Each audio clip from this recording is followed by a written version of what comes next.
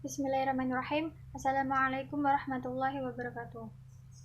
Innal hamdalillah nahmaduhu wa nasta'inuhu wa nastaghfiruhu min shururi anfusina wa min sayyiati a'malina may yahdihillahu fala mudilla lahu wa may yudlil fala hadiyalah.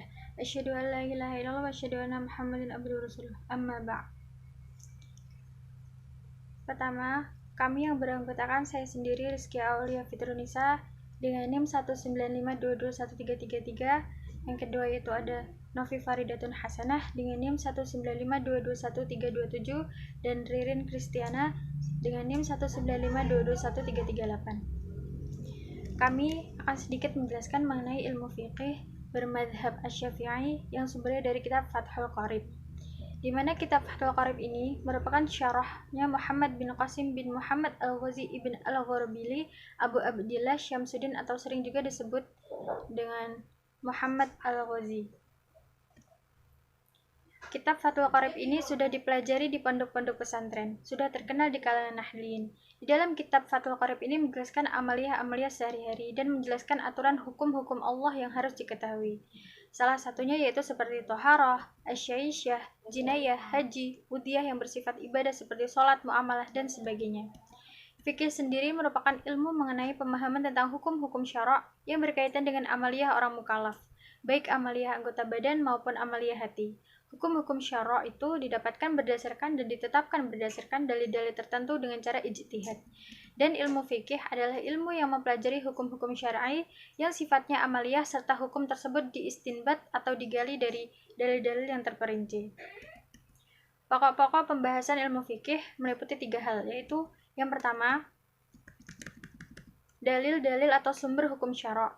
Yang kedua yaitu hukum-hukum syara' yang terkandung dalam dalil itu. Yang ketiga yaitu kaidah-kaidah tentang usaha dan cara mengeluarkan hukum syara' dari dalil atau sumber yang mengandung. Sumber utama ilmu fikih ialah Al-Quran dan hadis yang banyak berisi penjelasan tentang hukum dan aturan amaliyah. Tujuan dari fikih adalah menerapkan hukum-hukum syariat terhadap perbuatan dan ucapan manusia. Karena itu, ilmu fikih adalah tempat kembalinya seorang hakim dalam keputusannya, tempat kembalinya seorang mufti dalam fatwanya, dan tempat kembalinya seorang mukallaf untuk dapat mengetahui hukum-hukum syara' yang berkenaan dengan ucapan dan perbuatan yang muncul darinya. Selanjutnya akan dijelaskan oleh Mbak Ririn. Saya akan memberikan informasi umum terkait dengan kitab Fathul Qorib yang akan kelompok 9 ulas, yaitu dengan judul kitab Fathul Qorib Al-Mujib fi Syarhi Al-Fazh Al-Taghrib atau Al-Qawl Al-Muhtar fi Syarh Ghayatil Ihtisar, dengan penulis Muhammad bin Qasim bin Muhammad Al-Ghazi Ibn Al-Gharbili Abdillah Syamsuddin dan penerbit Toha Putra dengan tebal halaman 72 halaman. Bidang studinya yaitu fikih mazhab Syafi'i. Di sini saya akan menjelaskan mengenai biografi singkat penulis kitab Fathul Qorib, Syamsuddin Abu Abdillah Muhammad bin Qasim Al-Ghazi. Ia dilahirkan di Gaza, Palestina pada tahun 859 Hijriah. Di kota itu pula ia tumbuh menjadi dewasa. Namun pada tahun 881 Hijriah, Al-Ghazi memutuskan untuk hijrah ke Mesir untuk menuntut ilmu yang pada akhirnya menjadi ulama yang dihormati karena kealimannya. Selama menuntut ilmu, Al-Ghazi belajar kepada banyak ulama untuk memperdalam ilmu fikih, qiraat, mempelajari tata bahasa Arab, dan ilmu agama lainnya. Bahkan, Al-Ghazi juga mempelajari ilmu umum seperti matematika. Al-Ghazi juga merupakan salah satu ulama yang hafal Al-Quran. Suaranya merdu sekali, sehingga orang sholat yang bermakmum di belakangnya tidak akan pernah bosan mendengarkan ayat-ayat Al-Quran yang dilantunkan olehnya. Al-Ghazi wafat pada malam Rabu 6 Muharram 918 Hijriah, tapi ada juga yang menyatakan bahwa beliau wafat pada 15 Muharram. Selanjutnya saya akan menyampaikan bab-bab apa saja yang ada di dalam kitab Fathul Qorib ini. Secara umum, kitab Fathul Qorib adalah kitab yang memberikan penjelasan mengenai rukun Islam dan juga hal-hal yang berkaitan dengan bidang muamalah. Langsung saja saya sebutkan bab-babnya.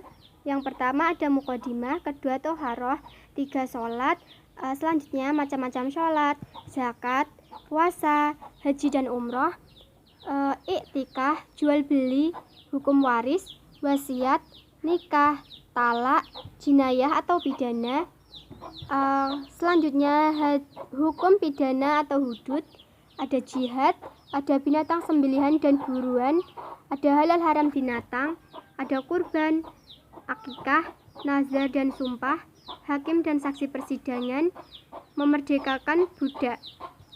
Nah, itu tadi bab-bab yang ada di dalam kitab Fathul Qorib ini.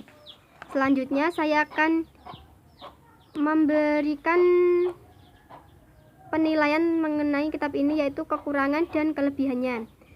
Menurut kelompok 9, kelebihan dari kitab ini adalah penyampaian yang secara rinci membuat pembaca mudah untuk memahami kitab ini. Selain itu, penggunaan bahasanya juga simple, jelas, dan itu sangat membantu pembaca. Namun kekurangannya, sayang sekali kitab Fathul Qorib ini hanya berdasarkan satu pemikiran mazhab saja, yaitu mazhab Syafi'i. Itu tadi informasi umum terkait dengan kitab Fathul Qorib yang dapat kelompok 9 sampaikan. Selanjutnya, saya akan sedikit mengulas mengenai kitab Fathul Qorib. Isi dari kitab Fathul Qorib ini terdiri dari muqaddimah dan pembahasan ilmu fikih yang secara garis besar terdapat 4 bagian, yaitu tata cara pelaksanaan ibadah, muamalah, masalah nikah, dan kajian hukum Islam yang berbicara tentang kriminalitas atau jinayat. Sebagaimana lazimnya kitab fikih, pada bagian pertama kitab Fathul Qorib ini, Al-Ghazi membahas tentang beberapa tata cara pelaksanaan ibadah yang terdiri dari 5 bagian. Yang pertama, bersuci, sholat, zakat, serta puasa dan haji. Dalam menjelaskan tentang bersuci atau toharoh, Al-Ghazi setidaknya membahas 13 pasal. Di antaranya benda-benda yang termasuk najis, memakai siwak, wudhu, adab buang air kecil dan besar, tayamum, serta tentang haid dan nifas. Al-Ghazi menjelaskan toharoh berasal dari kata an-nazafat yang berarti bersuci. Sedangkan menurut istilah, yaitu suatu perbuatan yang menjadikan sahnya sholat, seperti wudhu, tayamum, mandi, dan menghilangkan najis. Sedangkan tuharot berarti alat untuk bersuci. Tata cara bersuci atau toharoh ini sangat penting dalam menjalankan ibadah, karena jika cara bersucinya saja salah, maka ibadah yang dilaksanakan akan menjadi sia-sia. Karena itulah pembahasan ini sangat penting bagi seseorang yang baru saja memahami tentang agama Islam. Selanjutnya, pada bagian kedua, Al-Ghazi menjelaskan tentang masalah muamalah. Pembahasan tentang interaksi sosial dan ekonomi ini dibagi menjadi 2 pokok pembahasan. Yang pertama, tentang hukum jual beli, dan yang kedua, tentang hukum warisan dan wakaf. Kemudian, pada bab ketiga, Al-Ghazi membahas tentang pernikahan dan yang berhubungan dengannya. Sedangkan pada bab keempat, terdiri dari 8 pembahasan, di antaranya tentang jinayat dan hukuman. Pada pembahasan ini, kita dapat mengetahui bagaimana seharusnya para pencuri, koruptor, dan pembunuh dihukum sesuai syariat Islam. Pada bagian terakhir kitab ini, Al-Ghazi kemudian membahas tentang hukum hewan buruan, sembelihan, kurban dan makanan, perlombaan hewan dan lomba memanah, sumpah dan nazar, keputusan dan persaksian, dan tentang memerdekakan budak. Kesimpulan yang dapat kita ambil yaitu Kitab Nadham Fathul Qorib berisi pokok-pokok aturan dan hukum ajaran Islam yang dijadikan sebagai pijakan bagi kaum muslimin. Di dalamnya menjelaskan tentang ilmu fikih dan tujuan pokok beserta dasar-dasarnya. Ilmu fikih ini menjelaskan tentang bagaimana Allah mengatur semuanya dibarengi oleh hukum yang mengaturnya. Dalam dasar sumbernya tetap merujuk pada Al-Quran dan hadis. Demikian dari kami, banyak kurangnya kami mohon maaf yang sebesar-besarnya. Wassalamualaikum warahmatullahi wabarakatuh.